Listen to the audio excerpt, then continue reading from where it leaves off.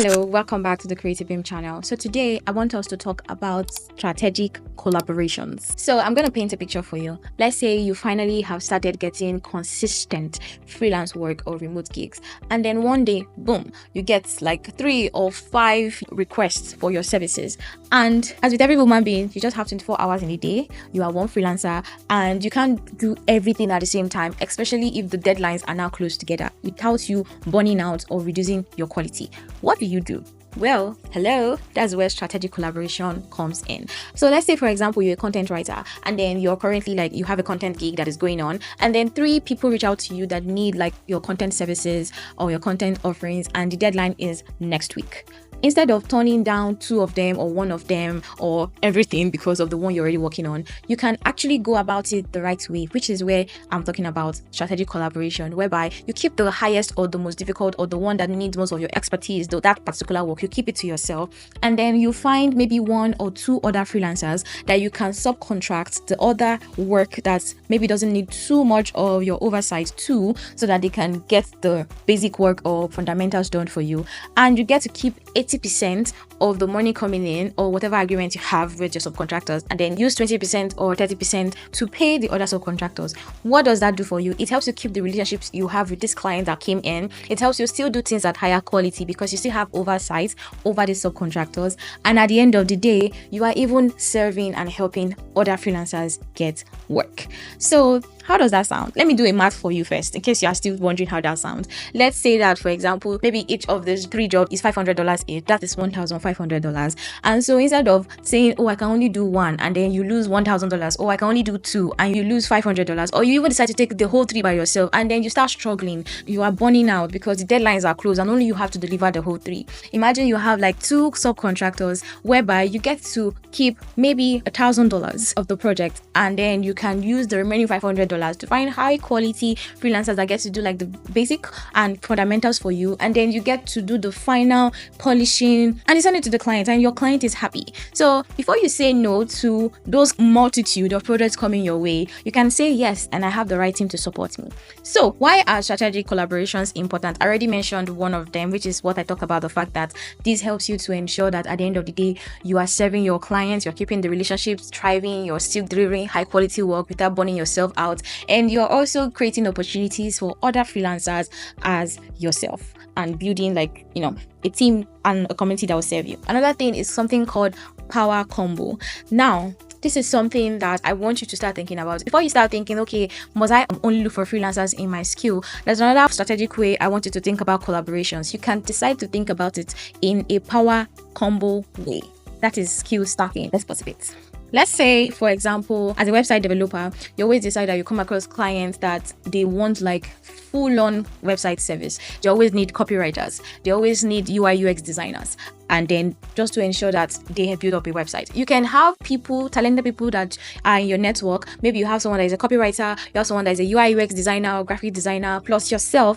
And with that, you can put together a package that serves anyone that wants a full website launch. Or maybe you're a social media manager and you're going to start thinking of teaming up with an expert graphic designer, an expert video editor, so that if you come across a service that needs full-on social media service, you can be the one that is the name. So almost like a mini agency. You are the name that, oh, I can get this done for you, because you trust that while you can concentrate on the social media management expert, you know that you have a trusted person that is good with graphic design, you have a trusted person that is good with video editing, and with that, all of you come together and have a sweet social media package that your clients are impressed that, oh my god, I don't need to hire different people from this. I can just come to Kunle, I can just come to Sandra, and I get what I need when it comes to social media management. Or maybe you are a brand consultant and you need to know that your network, you need maybe a copywriter, you need a graphic designer, you need a website developer, so that when you come across clients that come to you to consult and they need to have a full brand launch, they don't need to look far and wide. In fact, you're even much more helpful because you can take that project for them and deliver, give more service, and even make the experience they have with you much more better. Another thing is, when you are strategic with your collaborations, it helps with referrals. So there have been times whereby I come across a client that wants me to work on a project, and at that time I can't take it, I can't actually pick it up, but I know of other freelancers that are good fits or remote workers that are good fit for the jobs. I refer, I just send the referral, and because the referral is coming from me and these clients trust me, they are more open to working with or engaging such freelancers. And it's a one good turn deserve another. We rise by lifting others, right? So when you start referring people to jobs, guess what? One day they will also return the favor as well. So at the end of the day, you are of course referring trusted people. There are sometimes that you even get referral fees or referral bonuses for doing that. But at the end of the day, whether you get bonuses or not, you are creating, a positive environment that one day will serve you. So, but there are some things that I want you to take note of when you start collaborating, and you have to be very careful, is that ensure that whoever you're working with, their quality matches yours. Whoever you're working with, they are very good at what they do. And if it's going to be the same skill you're delivering, at least they can get you 80% there, so that the remaining 20% you are able to polish it up before you send to the client. Because at the end of the day, your name is on everything. You are the one that the client is engaging with. So if you are not in control, like putting a lot of quality control on the team you're working with, and make sure that everything is meeting or exceeding expectations, then your brand is going to take a hit, and you don't want that to happen. So that is something that you definitely have to think about. So how can you get an opportunity to build collaboration? First is join online communities, and the perfect example is the Beamer Cycle. If you've not heard about the Beamer Cycle, is a free community created by the Creative Beam for people that are remote workers and freelancers that are looking for job opportunities.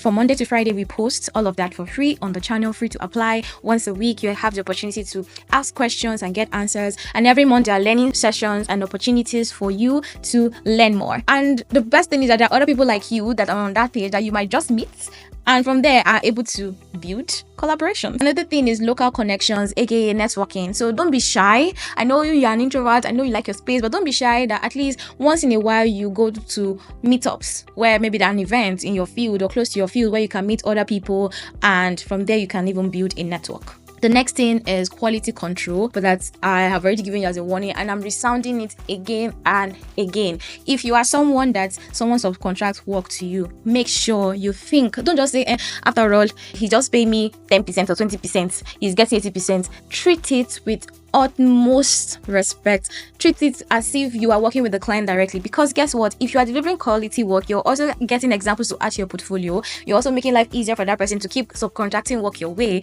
and at the end of the day, there might be an opportunity that can come from that person that might not be a subcontract, but might be a contract that only you are in control of and you have access to 100% of the funds. So always ensure that quality control happens, whether you're the subcontractor or you're the one contracting the work to someone else. So I hope this video helps you to build quality partnerships as you move on in your work from home career. This is something that has been working for me, and I just said I can't keep it to myself. I have to share with you as well.